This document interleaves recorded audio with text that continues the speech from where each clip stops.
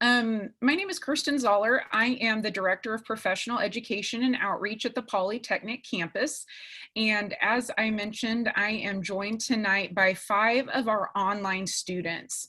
They're really looking forward to sharing their experiences as an online learner with you today. We have a variety of programs, and they've all been online learners for different amounts of times and for different reasons. So I think that you're going to get a great cross section of what some of the online learner veterans have to say as you start thinking about what online learning looks like for the courses that you're working on. I'm going to be moderating tonight's session, and I have some initial questions that will get us started, but I really want to make sure that we dive into the type of content that you are all looking to hear. So as you have questions, please put them in the chat, and I will make sure that we address those. We are going to stick to our hour time frame, so if we start to get close on time, I'll make sure to announce that to the group as well. So with all that said, let's go ahead and get started. If you are on the panel, just please unmute yourself as you're ready to talk.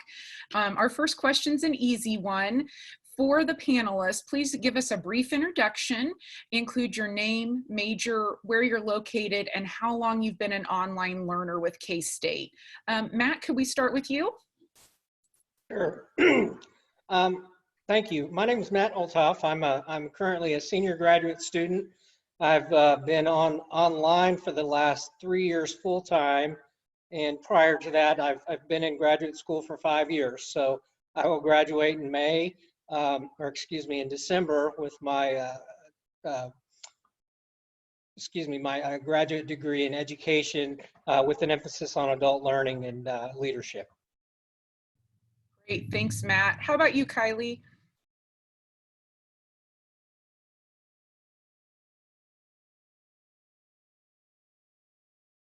Sorry. My name is Kylie Pierce, and I'm majoring in elementary education. And I live in Shawnee, so obviously I do Global Campus. But this is like my second semester or third doing online, because I've kind of done it at different places like Emporia and Johns County too. So I've been doing it for a while though. Great, thank you. Crystal?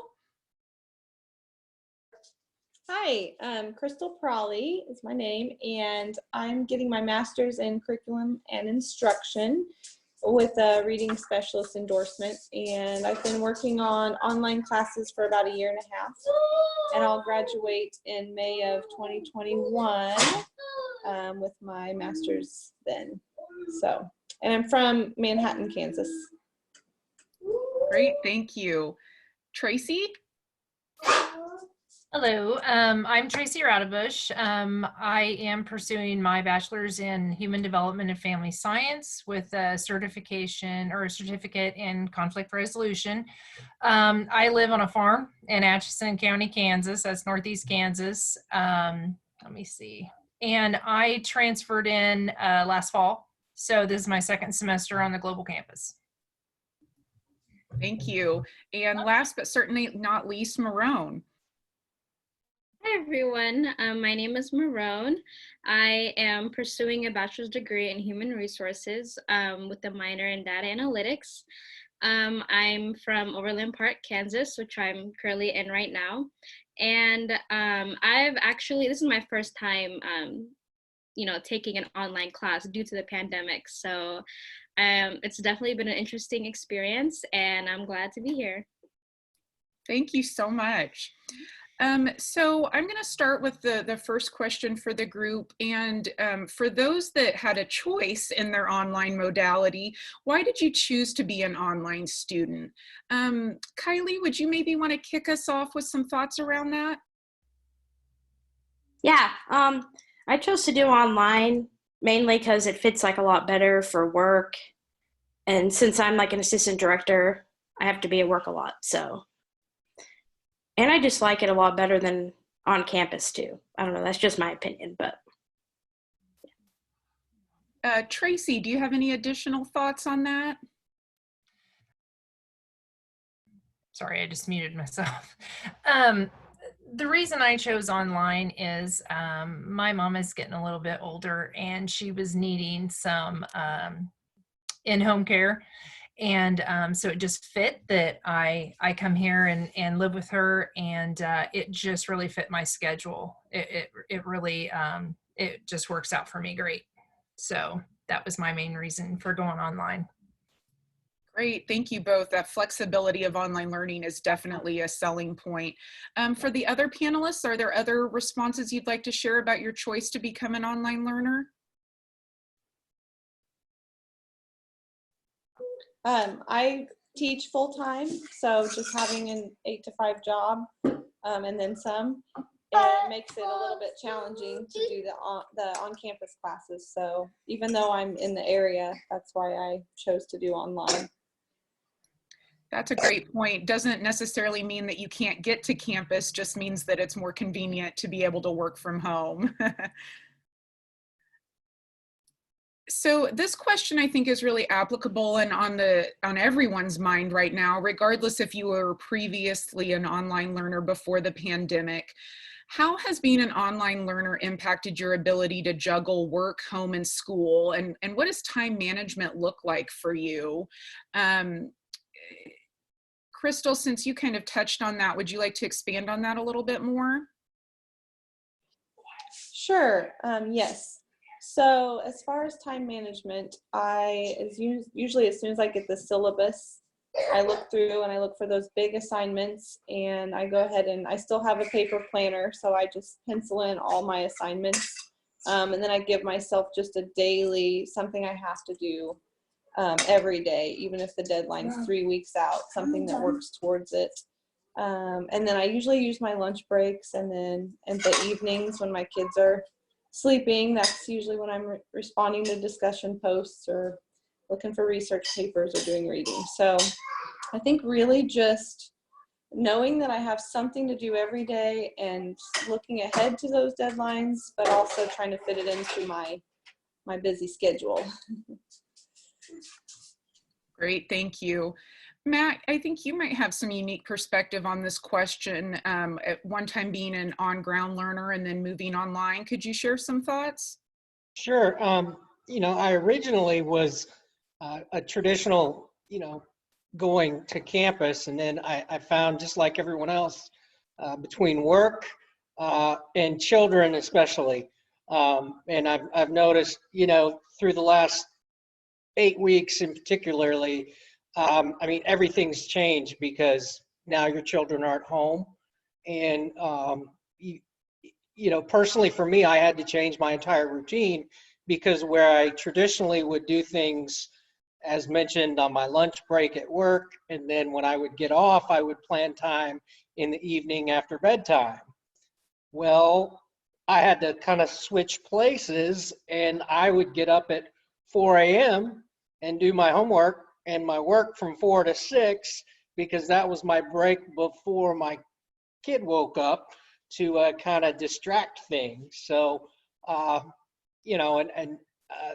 the option to go online really was just, it was out of necessity driven, because there were more classes available for the non-traditional learner online than there were on campus, because at the time, either 2 days a week on campus or 1 night a week on campus, and it was impossible to take 2 night classes on campus and make the 2 match over time of a graduate plan. So it was really necessity driven. Great, thank you for sharing that. And I'm sure that necessity driven can be echoed by many of us right now in the current situation. Would anybody else like to share any thoughts on what time management looks like as an online learner? I'll go ahead and share. So while I was learning on campus, I kind of already had a routine for myself. I'd wake up, go to class, have lunch. It was basically the same thing every day. But now being that I'm at home, all day, every day, it was a little difficult at first to kind of get myself into a routine since I had nowhere to be. But once I've figured it all out, what I found most useful is to kind of keep the same routine. I still wake up in the morning at 8 in the morning. I would get ready and change, get out of my PJs, and I set like, I also like use a planner. That's like a big thing for me. So kind of using like making a to-do list and utilizing that.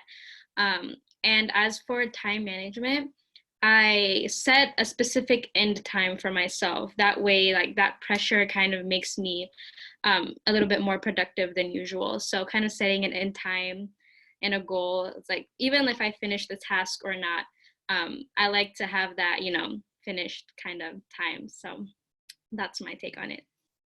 Great, thank you. I saw a lot of nodding heads while you were talking. Planning and that time management is essential. Moving on to our next question, how do you approach learning in an online environment? And this is open to any of our panelists to jump in. I'll go ahead and speak on that. I think it's important to be specific. I think it's important to connect. I think it's extremely important to reach out, make those connections with your instructors and even your fellow students. I guess proactive would be the word. I think the more relationships you build and the more you stay in contact, I just believe you get a better overall experience. I don't know. It makes it more in person. I think the more you interact with your coworker, or not coworkers, but your co-students and your instructors, I think it's important. And Tracy, do you feel like in the online learning environment, that's something that you have to put more effort into? Does that come more naturally? Is that something you have to kind of put a little bit more practice behind? I don't know. I think you could ask any of my professors, and I think my communication skills, I think that gives them an overall pretty good idea of how I would interact in class. It's natural to me to want to reach out and be, I guess, as involved as possible distantly with my coworkers I keep saying coworkers, I apologize, my fellow students and my instructors, but it comes naturally to me. I think it would be more of a struggle if I didn't communicate or if I wasn't as talkative, I guess, if that's the right word. So anyway. Yes, thank you. Mm-hmm. Anyone else like to share about how they approach learning in an online environment? Yeah, so Laura just asked how things changed for me. Well, a lot of things. For one, like I mentioned previously, this is my first time ever, let alone taking, one class. I'm taking like the rest of my semester online. So it was definitely overwhelming at first. Kind of, going back to the whole routine thing, I just didn't really know where to start or how I would go about things. But like Tracy explained, I do communicate with my instructors as much as I can. Staying connected is super, super important. And luckily, my instructors have also done their part in, being as specific with directions as possible, because, it's different kind of hearing instructions in person rather than, just through, I guess, online interaction. So it definitely asks for a little more, a little more push to it. But yeah, so definitely communicating on a daily basis regularly has helped me kind of stay organized and stay on top of things. Great, thank you. Communication we know is essential regardless of the modality, but being really intentional in communication is something we're really focusing on in the Course Design Institute. I wonder if a few of you could share about when you think about communication either between you and your instructor or between you and your fellow students, what's worked well and what's not been as effective? Give some advice to these instructors that are listening to you about communication strategies and what you depend on. Matt's already got his hand up. We'll let him jump in.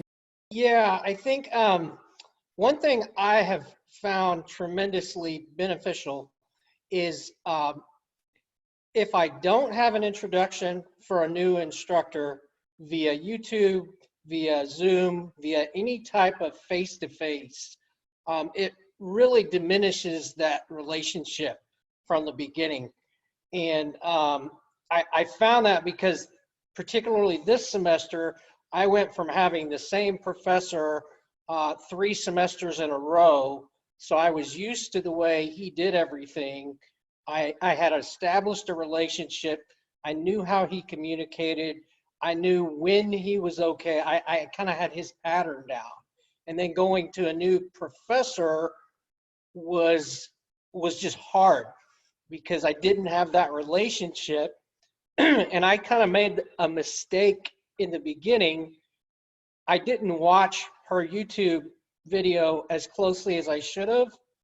And then we had some, I would say, clashes over communication that when I went back and actually listened to what she said as to her style, it really helped me tie the blanks. So I think it's important that instructors add that kind of personal introduction the same way they would come in on night 1 and introduce themselves, particularly if you never had that professor before. Great point, Matt. And Tracy echoed that in the chat. Communicate as much as possible. Weekly intro videos, weekly class Zooms are really helpful. We did have a question in the chat right along these same lines of what does daily communication look like in an online course? Would someone like to address that? Yeah, I can do that one. As far as daily, usually we would have some sort of discussion post that we need to respond to, and we have like a week to do it.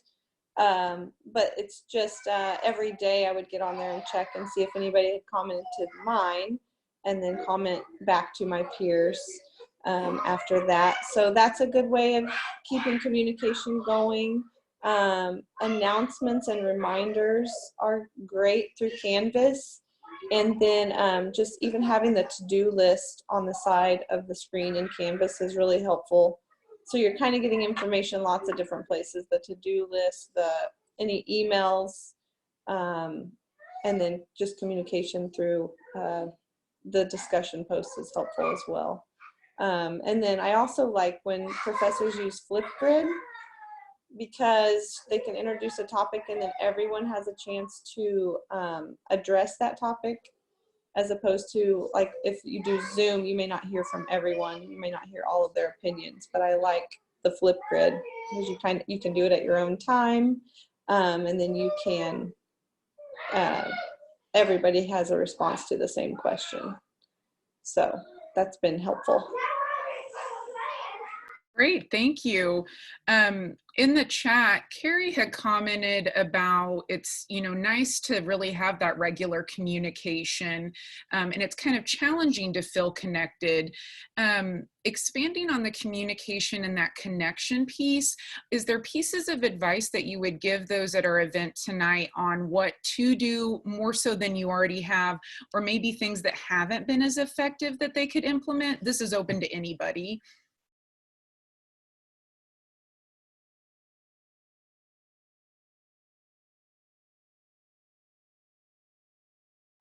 I can respond to that one as well. Through Canvas, there's a place for collaboration. And so we had a group project that we did this semester, and using that component of Canvas was an option.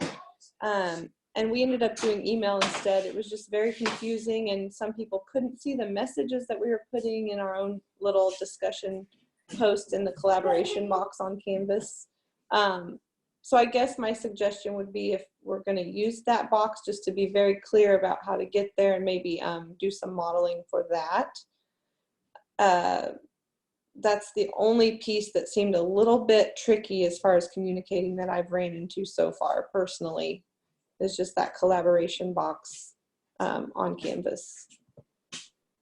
Really being intentional about the structure of the Canvas course and how people are supposed to interact. Kylie, did you have something to add to that as well?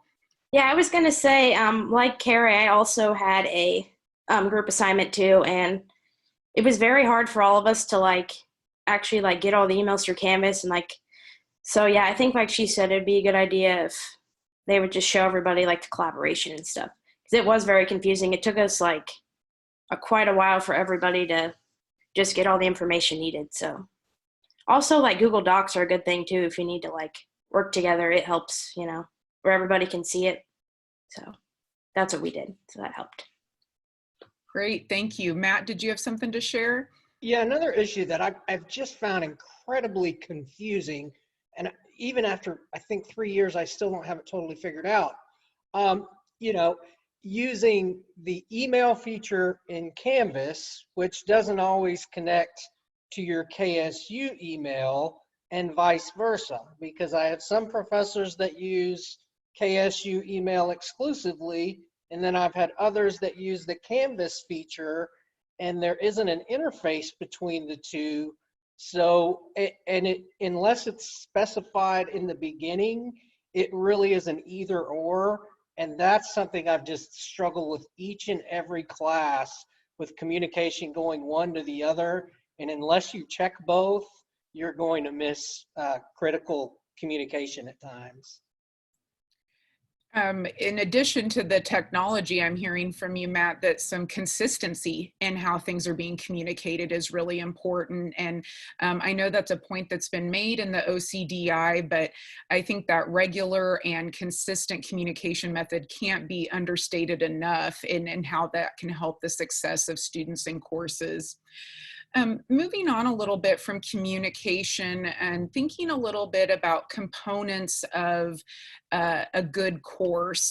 We've had several questions in the chat about this. And as you think about these questions I'm going to pose, I really want you to think about what's been one of your favorite online courses and why was that?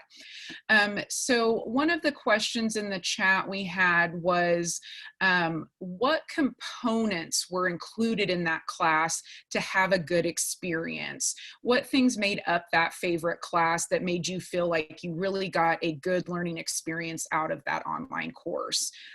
Anybody want to tackle that one first? Yeah, so currently I'm like one of my classes I'm taking is diversity and inclusion in the workplace with Olivia. I really like that class. I've been liking it obviously since the beginning, but the switch to online was still, I would say we were still engaged and as interactive as possible. We do communicate on discussion posts, but what she does is instead of having like us write whatever, she would give us a prompt and kind of guide us through, you know, like what we should be thinking about and like how to address like the certain topic. So, you know, her doing that instead of just, you know, asking one general, you know, universal question, having that prompt and like a structure to look forward to makes the conversations a lot more engaging.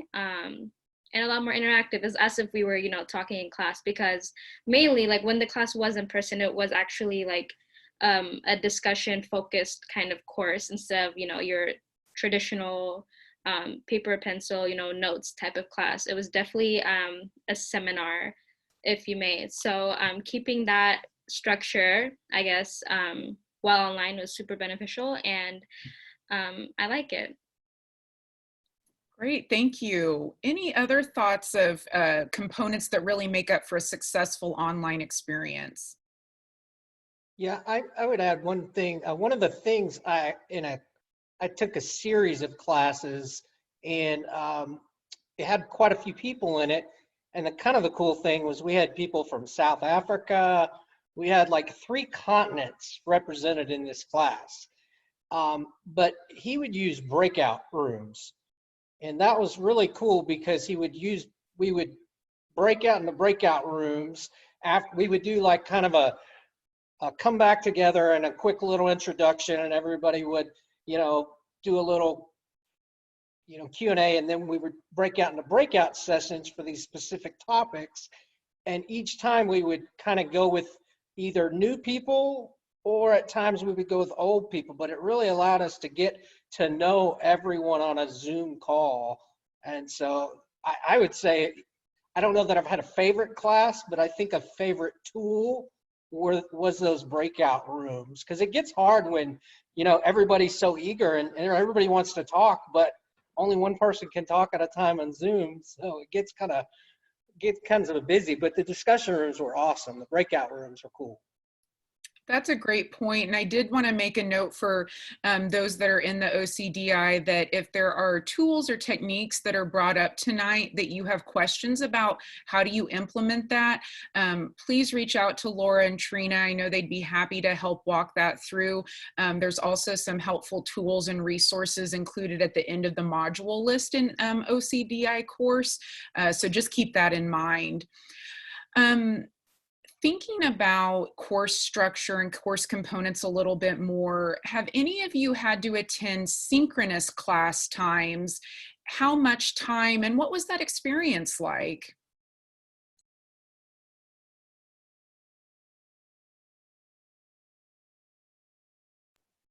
I also had a class where I was attending in person with 6 other students while we were Zooming in with, I think it was 15 or some others from around the state. And that was very tricky because it was, I mean, I think what I would find is either the Zoom folks would take over the conversation and, you know, we would get bored, or we would just kind of start our own little thing. And so that's where the facilitation. And unfortunately, you know, this professor, very good-hearted, but not very technologically savvy, and did not understand how to run Zoom. So he would have a student assistant come in and run the Zoom portion. And so his facilitation skills were not really at that technological level to manage an in-person and a Zoom class and keep the things flowing. So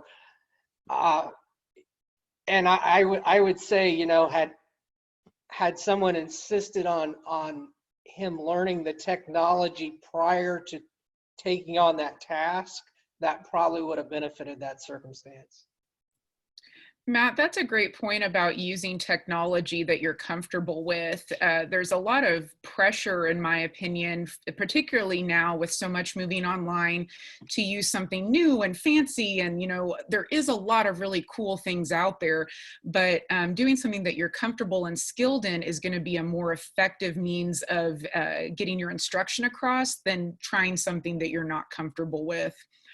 Any other thoughts on synchronous class times? Maybe if you have not had to participate in one, do you think that would enhance your classes, or do you think that would be more challenging for you? Yeah, actually for all my classes, we haven't done any Zoom meetings like at all. So I think it would have been better if we at least would have done like 1 or 2, just so we could have got to know each other and the instructor, or maybe just every time they have like, you know, an assignment, maybe post a video or something so we can tell. So I think it would be beneficial, but my classes didn't do it, so. Great, thank you. Good advice. Moving on, thinking about, we've talked a lot about course structure, how you interact in the course, but think about the role of the online instructor.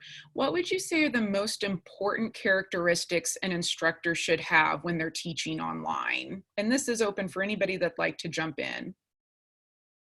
Yeah, definitely going back to communication and organization as well. One thing I appreciate about of what my instructors are doing, they are so like incredibly organized. I mean, they've handled the situation gracefully. Like we have modules now, and like, you know, within the module, like they kind of give a week's layout of the class, and, you know, all the tasks and assignments that we should do, the lectures we should watch, etc. And so having that, I like how it's not like communication every single day to the point where it's like, you know, bombarding you with emails, but, you know, just one big, very detailed yet condensed, I guess, announcement at the beginning of the week makes a lot of difference. I mean, I just go in every Monday morning and I jot down all the tasks that I need to complete for the week. And if I do have any additional questions or concerns, I can easily contact them via email. So definitely having that, them having that layout and kind of organizing things on a weekly basis, I found to be extremely beneficial as compared to, just bits and pieces of, communication every single day. So yeah. Great, thank you. Any other thoughts about qualities an online instructor might want to possess? I'll somewhat echo that. What's been important for me is when the instructors can come on and just get at the beginning of the week, say on Monday morning, and there's a 2 to 5 minute video, basically just going over, hitting the highlights, of what's expected.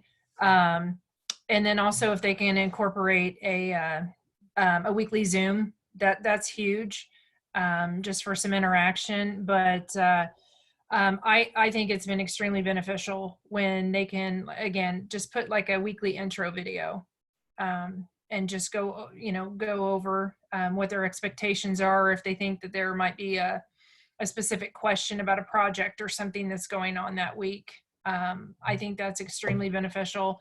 And also, one thing that I've noticed, if there's a discussion question, I think discussion questions are huge, because that allows us to read everyone's answer, or I mean, read everyone's answers to that, to where you might not get that in in-person, in-person classes. So, but okay, that's that's all I had to Oh, say. that's a great point, Tracy. I mean, the online modality does provide an opportunity for a more equitable sharing of opinions that maybe an in-person class wouldn't provide for. So in this transition, there's been a lot of focus on challenges and what do we do to compensate, but there's also some benefits that can definitely be realized. Let's see. I think that we've hit on this a little bit, but I guess I want to kind of frame it a little bit differently. What would you say makes an online course engaging for you? We've had some comments about, being connected and how to communicate, but when would you say you're most engaged with your online learning? I'll jump in on that one. I like when we have some choice in what we're going to study. So I'm in a book study right now, and before we started that, we were given 4 different options for which book we wanted to read. And then once we chose that, the professor put us into groups based on that decision. So I think that made me really interested in reading it, because I was able to choose out of those options. And then also just having different platforms for answering things. So having the Flipgrids or the discussion posts or Zoom meetings, having some variety there for how you're going to respond to your questions. Great point, being able to have some input on your learning path. Thank you. Other thoughts? I'd like to comment on what the question came into the chat room there. I personally found you get out of it what you put into it. And if you attend the classes and you attend the discussions and you do the assignments wholeheartedly, you're going to probably get a good learning experience. If you don't attend the Zoom sessions and you do the minimum and you turn in your assignments at the minimum, you're probably going to get the same results too. So that's just been my personal observation, is that I get out of it what I put into it. And if I put into it just as if I was showing up every Wednesday night, because another thing that I have to remember, I paid to be in these classes. I paid a lot of money to take these classes. So it doesn't behoove me to not attend. That's kind of silly. Thank you, Matt. There's definitely some responsibility on the student's end as well. Other thoughts on either, what causes you to be engaged, or then drilling in a little bit deeper to the question in the chat about what prompts you to attend or participate? I don't mean to cop the conversation, but another thing I found too, like the coolest part for me is if, say, 2 weeks into the class, we finally do a Zoom session or get a group together. And then all of a sudden I like realize, oh, my colleague Tracy, oh, she's got a little boy too. So she's got to deal with this other little thing. And then you just all of a sudden make these connections that you otherwise wouldn't. And it really gets me excited about my colleagues. It usually gets me, a little bit more excited about the topic when I can actually see someone else's interest coming through. So again, I think the minute you make that personal connection, I'll even say during this pandemic thing, that is the one thing I absolutely drives me crazy. I miss social interaction. I miss seeing your face. It's one thing to see it through a video screen, but to actually just see you. There's so much to putting a name to the face and et cetera, et cetera. Thank you, Matt. Tracy shared in the chat, attendance points are helpful. Once students begin to attend, they normally keep coming back. Kind of going to what Matt said too, some initial Zoom meetings or interactions earlier on in the course build those connections, and then they may be prompted to continue to participate in them once they find the value. Let's talk a little bit about assignments, projects, assessments, things like that. Talk a little bit about your experiences with group assignments and projects. What did you enjoy and what was challenging? And maybe some advice for our instructors as they think about how they're going to build different types of assessments and projects into their courses. I guess I can touch base on that a little bit. So in one of my courses, I'm taking a staffing organizations class, and the course is very like group heavy, if that makes sense. A lot throughout the semester, we've all our big assignments have been, group projects and whatnot, and our final is even a group project. So, before this whole pandemic, we've been meeting, obviously, as a group to get work done and whatnot.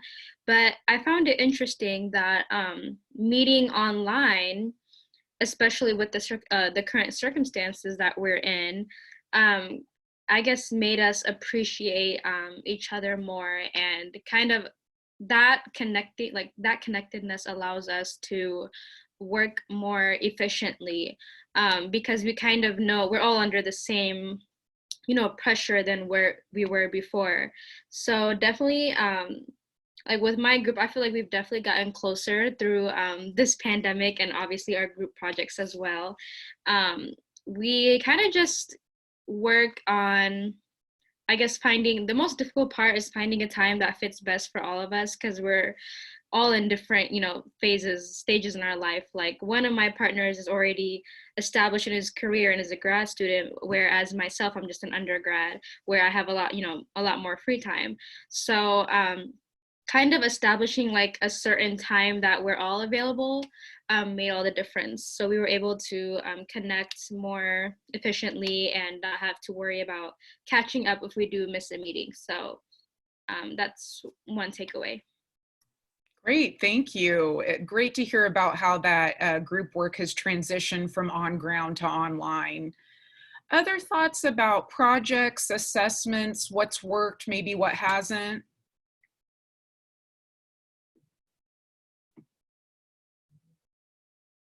Okay. And Tracy includes in the chat, professors cannot give too much feedback on assignments. Getting all of that information about how you're doing and how to improve is so important. Tracy, is there a preferred way to get that feedback? Could you maybe expand on that a little bit? I'm sorry, I'm having a little lag on my on my muting. What I really appreciate is on the assignments, like when the grades come back, or when they've graded an assignment, that they put just a few sentences, constructive criticism, and it's kind of nice when they give it and then they give you the option to answer back or whatever, and that's when it's really good to have that communication and that relationship kind of built like from the beginning of the semester. So, you know, you can reach out to them and, you know, via email or what have you. But I know I really appreciate and benefit from when the instructors take the time to make a comment, even if it's a small one, you know, because, you know, we're here to learn and learn from them. And it's been very beneficial for me for the remarks or feedback on the assignments when they grade them. Great, thank you. Good input. We're starting to wind down a little bit. I'd like to encourage those coming through the Institute to put any additional questions in the chat. While we see if any more come in, I'd like to pose this to each panelist and really think about if you could give one piece of advice to the instructors that are going through this online course development institute, what would it be?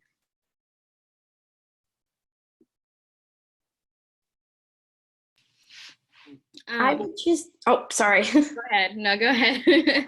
I would just say, like, make sure that you have like everything you need for the assignment, like put up on Canvas, because sometimes my instructors don't have all the stuff and then you have to kind of wait for them. So I think just like make sure you have all that, and then that's good in my opinion. I definitely agree. And going off of that as well, definitely being a little more flexible and lenient with your students, and a lot more understanding given the circumstances. You know, like just the other day, I was in the middle of taking a quiz and I ran into some connectivity problems where my Wi-Fi just completely shut down, you know, during this quiz, and I obviously got a low grade because, you know, it just submitted without, you know, me ever completing it. But so I emailed my professor and asked if he could reopen it for me so I could, you know, complete the quiz, and luckily he did, and I got the points that I deserved. So definitely, yeah, being a lot more lenient and understanding goes a long way, and it makes, you know, it's a nice feeling for students to have. So Thank you. Matt, Crystal, Tracy, any additional thoughts? Yeah, I would add that one of the most important things is at the beginning of the course, and Matt touched on this earlier, is just really develop those relationships first. So spend the first few assignments based on kind of getting to know you activities, and just really build that climate before diving into the actual curriculum materials. And then another thing is, if there are big projects due, to put them in modules maybe a few weeks ahead of time, just so people remember those are coming up, and then give lots of reminders about bigger assignments that are going to be coming due. Great feedback, thank you. I'd like to add something that I think it's just very important, to still know your students. And if you don't know your students and you have questions about, especially where I've run into problems, is it's the same thing with text messages. I may write something in an email, in a discussion board, in a text message, and you know, I don't know, it might be 4 o'clock in the morning, and maybe I didn't write that the way I intended, and you know, and sometimes there are things that are sensitive. Before you just jump to a conclusion that someone's, you know, put something out there or said something that they shouldn't, just kind of do a little investigation before you just jump to a conclusion. And I had a circumstances like that, and I wish they just emailed me to say, would you read that again, and am I reading that right? Because when I read it again, I was like, oh no, and I just had egg on my face, and there was no ill intent behind it. It was just, I just checked, I wrote it wrong. So I think just really getting that understanding of, you know, and knowing your student again. You know, my intent is not to post something negative about a teacher online at all. That is nowhere near my character. But a sentence I might write could come across like that. And if you don't know me, you don't know that that's not my intention. That's a good point, that communication, when there is some time lag between posting or emailing, as well as the lack of nonverbals, it can be misconstrued easily. So taking some extra time to reflect on that before responding is some great advice. Anything further on advice for online instructors? I haven't seen any additional questions in the chat for our participants. If you've got any final questions, I would welcome you to just turn your mic on and share.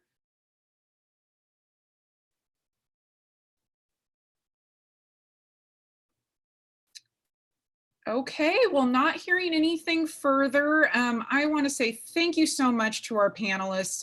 Awesome job. I knew you guys would be great. I really appreciate the time you put in. Lots of thank yous coming through the chat. Wonderful job. I also want to thank all of our participants. I know that this time was outside of the normal work hours. Good example of how we need to be flexible now for our online learners. Just a quick reminder that this recording will be put in the Canvas OCDI course soon. And if you have any questions about anything discussed tonight, please reach out to us through the OCDI Canvas course. But with that said, I hope everybody has a good evening and good luck with finals coming up. Thank you so much. Thanks. Have a good evening. Thank you all.